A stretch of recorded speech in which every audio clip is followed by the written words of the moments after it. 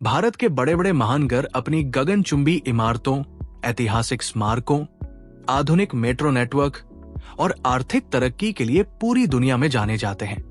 लेकिन इन्हीं चमकते दमकते शहरों की मुख्य सड़कों के ठीक पीछे कुछ ऐसी संकरी, अंधेरी और पुरानी गलियां भी हैं, जिनका इतिहास 100 से 200 साल पुराना है और जो हमारे समाज के सबसे कड़वे, दर्दनाक और उपेक्षित सच को बयां करती है। आज के इस बेहद विस्तृत और तथ्यात्मक वीडियो में हम बिना किसी सनसनीखेज नजरिए के पूरी संजीदगी और ऐतिहासिक दृष्टिकोण से भारत के 5 सबसे बड़े और ऐतिहासिक रेड लाइट एरियाज की बात करेंगे।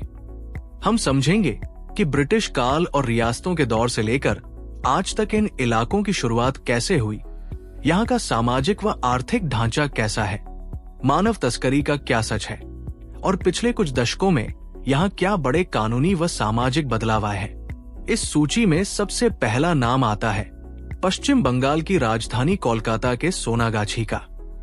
उत्तरी कोलकाता के शोभा बाजार, चितरंजन एवेन्यू और गिरीश पार्क के पास फैली संकरी गलियों में बसा सोनागाछी केवल भारत का ही नहीं बल्कि पूरे एशिया का सबसे बड़ा रेड लाइट एरिया माना जाता है। इसकी शुरुआत 18वीं और 19वीं सदी के ब्रिटिश काल में हुई थी, जब कलकत्ता ब्रिटिश भारत की राजधानी और हुगली नदी के किनारे सबसे बड़ा व्यापारिक केंद्र बना। बंदरगाहों, कारखानों और व्यापार के सिलसिले में आए नाविकों, ब्रिटिश सैनिकों और उस दौर के रईस जमींदारों के बाबू कल्चर के मनोरंजन के लिए ब्रिटिश अधिकारियों ने देव व्यापार को उत्तरी कलकत्ता के इस हिस्से में केंद्रित करने की नीति बनाई। 19वीं सदी के सूफी संत सोना गाजी की मजार के नाम पर इस इलाके का नाम सोनागाछी पड़ा। आज यहाँ की सैकड़ों बहुमंजिला पुरानी और जर्जर इमारतों में 10,000 से भी अधिक महिलाएं रहती हैं। हालांकि 1992 में शुरू हुई दरबार महिला समन्वय समिति और उषा कोऑपरेटिव बैंक जैसी संस्थाओं ने यहाँ की महिलाओं के स्वास्थ्य, HIV जागरूकता और उनके बच्चों की शिक्षा के लिए अभूतपूर्व काम किया, जिसे आज वैश्विक स्तर पर कम्युनिटी रिफॉर्म का एक बड़ा मॉडल माना जाता है। दूसरा प्रमुख क्षेत्र है महाराष्ट्र की आर्थिक राजधानी मुंबई का कमाठीपुरा। दक्षिण मुंबई में ग्रांट रोड और मुंबई सेंट्रल रेलवे स्टेशन के पास स्थित ये इलाका 1795 के आसपास अस्तित्व में आया था। उस दौर में मुंबई के साथ अलग अलग द्वीपों को जोड़ने और निर्माण कार्य करने के लिए आंध्र प्रदेश और तेलंगाना के क्षेत्रों से निर्माण मजदूरों को लाया गया था, जिन्हें कमाठी कहा जाता था। मजदूरों के इसी नाम से इस बस्ती का नाम कमाठीपुरा पड़ा। 19वीं सदी के मध्य में ब्रिटिश हुकूमत ने अपने सैनिकों के लिए इसे लाल बाजार के रूप में संगठित किया, जहां 14 गलियों में लकड़ी के पिंजरों जैसे छोटे कमरों में कोठे शुरू हो गए। स्वतंत्रता के बाद के दशकों में ये इलाका अंडरवर्ल्ड डॉन और अपराध का बड़ा केंद्र भी रहा।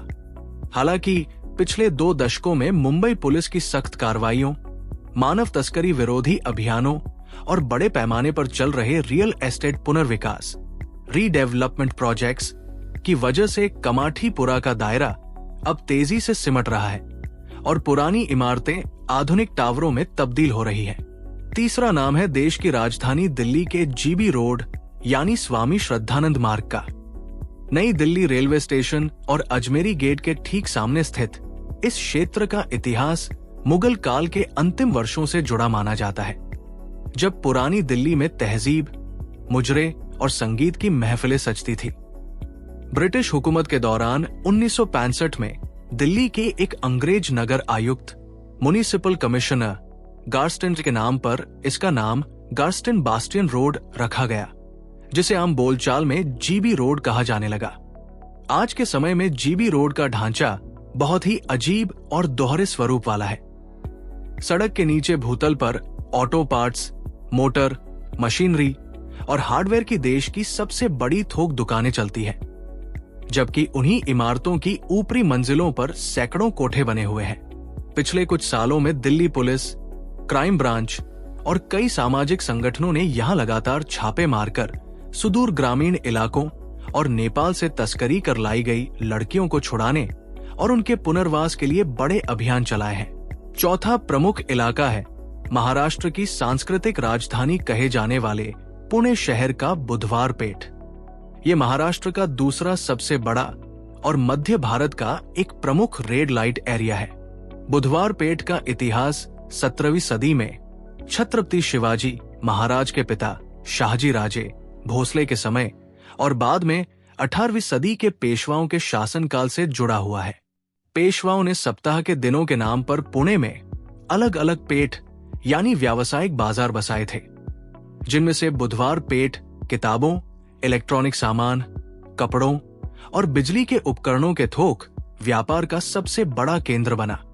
लेकिन इसी व्यस्त बाजार के अंदरूनी रिहायशी हिस्सों में सदियों से कोठों का एक संगठित जाल भी विकसित हो गया।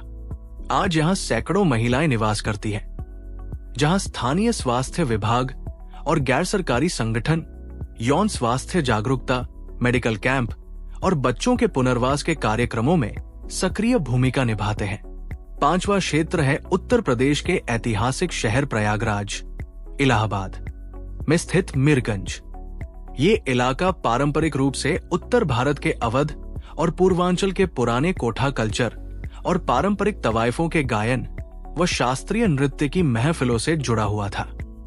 20वीं सदी के मध्य तक यहाँ की पुरानी हवेलियों में मुजरे और संगीत की परंपरा चलती थी, लेकिन आर्थिक बदलावों और संरक्षण खत्म होने के साथ साथ ये इलाका भी अवैध देह व्यापार और दलालों के चंगुल में तब्दील हो गया।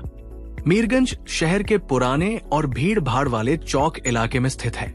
हाल के वर्षों में इलाहाबाद हाईकोर्ट के कड़े निर्देशों और स्थानीय जिला प्रशासन की सख्ती के बाद मीरगंज के लगभग सभी कोठों को पूरी तरह सील कर दिया गया है और कई अवैध ढांचों को बुलडोजर चलाकर ध्वस्त कर दिया गया है, जिसके चलते मीरगंज का पारंपरिक रूप अब लगभग समाप्त होने की कगार पर है।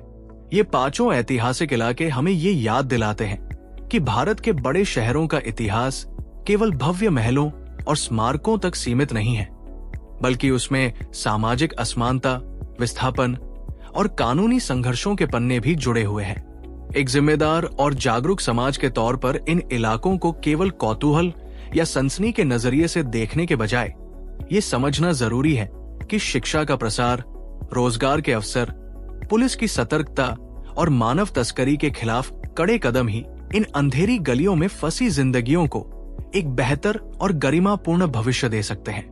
अगर भारत के इन 5 ऐतिहासिक इलाकों के सामाजिक और ऐतिहासिक विश्लेषण पर यह वीडियो आपको विचारणीय और ज्ञानवर्धक लगा हो, तो नीचे कमेंट बॉक्स में अपने विचार साझा करें। इस वीडियो को अपने दोस्तों और परिवारजनों के साथ शेयर करें और इतिहास, समाज व यात्राओं से जुड़ी ऐसी ही सच्ची और प्रामाणिक जानकारियों के लिए हमारे चैनल ट्रेवल विद ध्रुव को सब्सक्राइब कर लें और बेल आइकन दबाना बिल्कुल न भूलें। मिलते हैं अगले वीडियो में, तब तक के लिए धन्यवाद और सुरक्षित रहें।